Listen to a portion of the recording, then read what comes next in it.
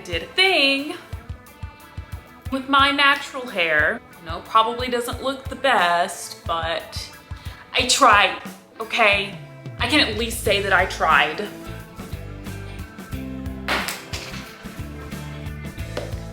That's what I get for snacking before filming.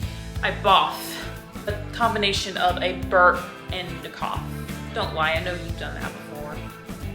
Hey friends, welcome back to my channel and my channel only, The Book Diva, or welcome back if you have been here before, which I'm glad you are back.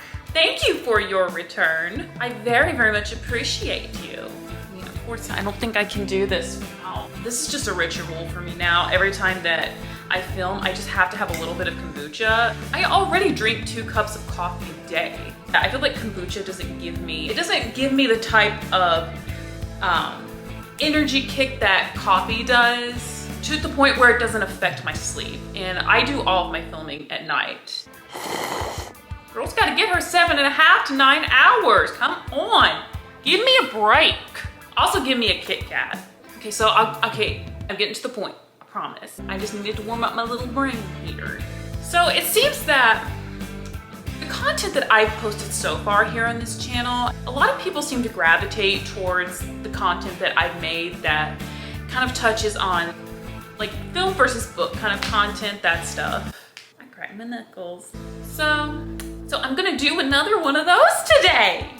Now this might be controversial to some of you. I'm gonna list a few film adaptations of, excuse me, God, I need to lay off the kombucha! Some film adaptations from films that I've seen that were adapted from books. Now, most of these are books that I read a long time ago, mostly in high school or middle school. This is where it might be controversial. I'm actually gonna go through the list. From my own experiences, I'm gonna compare whether or not I thought the book was better or the film was better.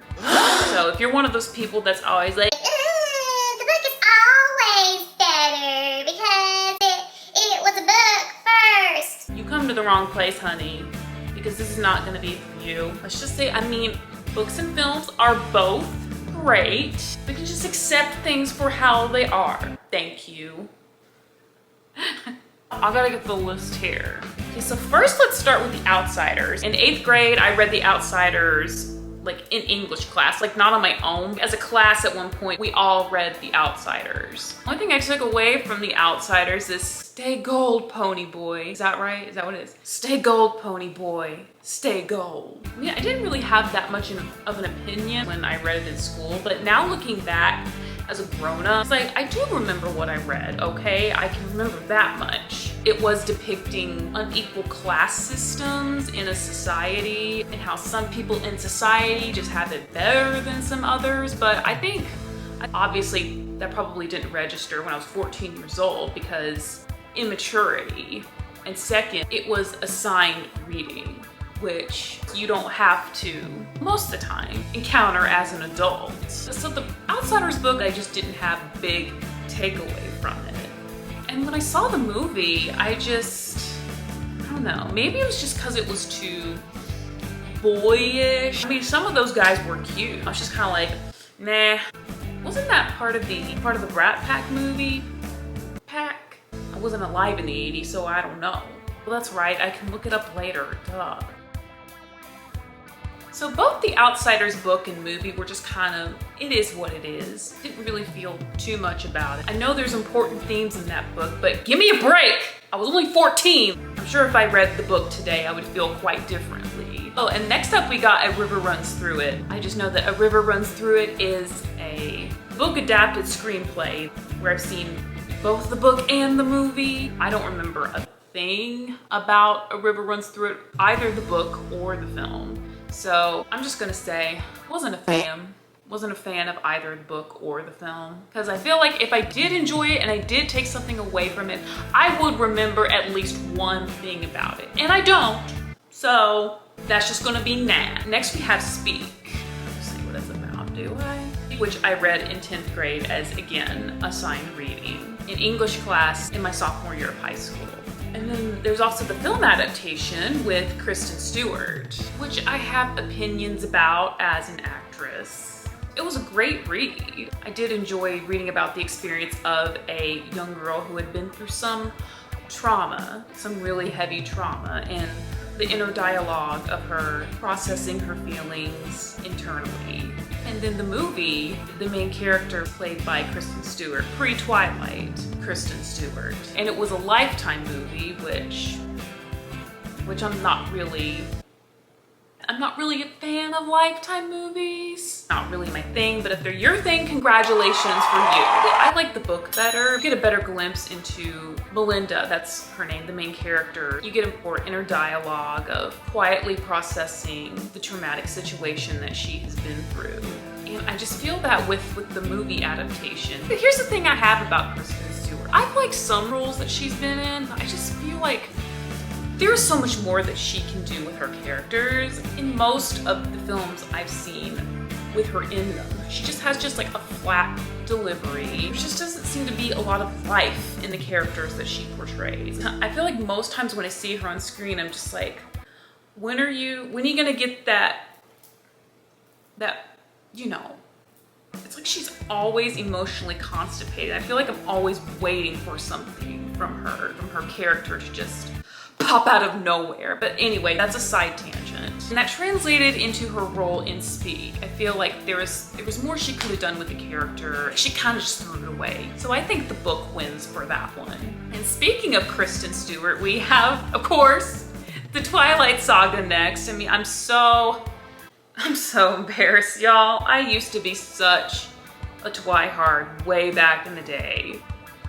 I remember going to see all the movies with my friends and the people on Tumblr or wherever else on the World Wide Web getting into fights about Team Jacob versus Team Edward. I used to be Team Edward, or at least I said I was Team Edward because most of my friends were Team Edward. I just kind of went with the crowd, but honestly, I didn't feel one way or another. I'm pretty sure it's just me. But does anybody else think that Robert Pattinson looks like a Teletubby with facial hair? I don't know why, there's no explaining it. He's a handsome young man. He just looks like a Teletubby. Is that all in my mind? Let me know. Next up, we have Princess Diaries. I only read the first book, the Meg Cabot. Is that her name, Cabot? Cabot? I don't know how to pronounce her last name. I've seen both the first and the second Princess Diaries film, and of course I'm going to go see the third one when it comes out. I know it will. Didn't Anne Hathaway, didn't she confirm it not too long ago that there is in fact going to be a Princess Diaries 3? I better be right on that. I better. If it's not, I'm gonna have no will to live. When I read the first book, I mean, I wasn't too impressed. Maybe just because I was so attached to the Princess Diaries Disney films. Like, this isn't the story I'm used to, and I think that's natural for anyone who has seen the film first, or vice versa, read the book first. I gotta say, the movies are better. I'm sorry. No, I'm not sorry. I need to stop apologizing for having opinions. Why did I say sorry? We don't want to be condemned for being multifaceted.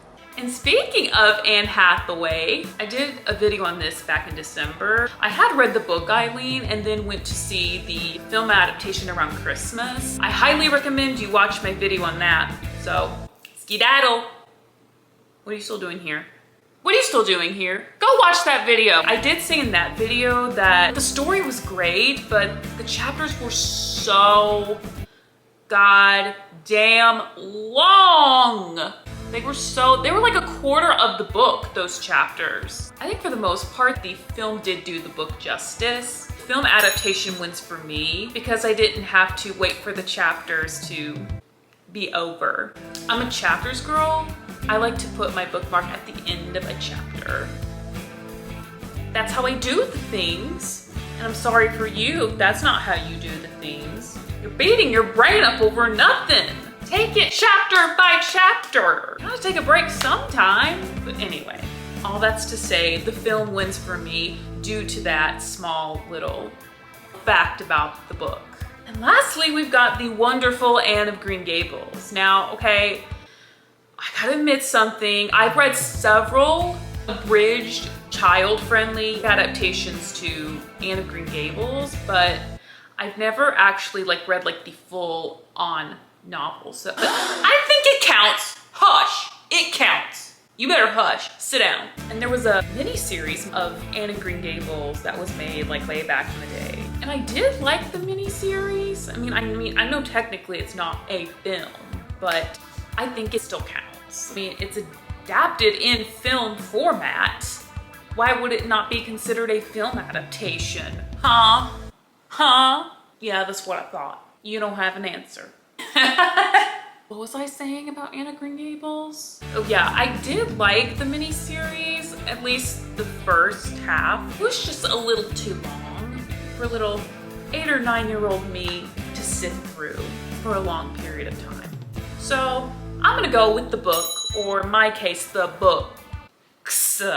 But I am going to reread the full novel of Anne of Green Gables at some point, just because I want to. And I want to see what those abridged versions missed out on, because I'm sure there's some stuff missing. I don't know how important they are, but I would just like to get the full Anne Shirley experience now that I have the freedom to as a grown-ass woman. I can do what I want. All right. I think that's it for today. If you liked this video, make sure that you leave a comment down below and let me know what you thought about this book versus film stuff. Also be sure to, most importantly, subscribe to the channel! Because you know what I'm gonna do? When I get 500 subscribers, I'm gonna take all the books that I have read and I'm gonna take them to a nonprofit of my choice here in my hometown of Nashville, Tennessee. So if you want that to happen, which I know you do, you gotta pay it forward and hit that subscribe button. It is so easy. It is so easy. Just bing! It's that easy. And if you do that, I'll be on my way to getting 500 subscribers faster, and people will be able to get free books. All thanks to you who choose to subscribe. Bet.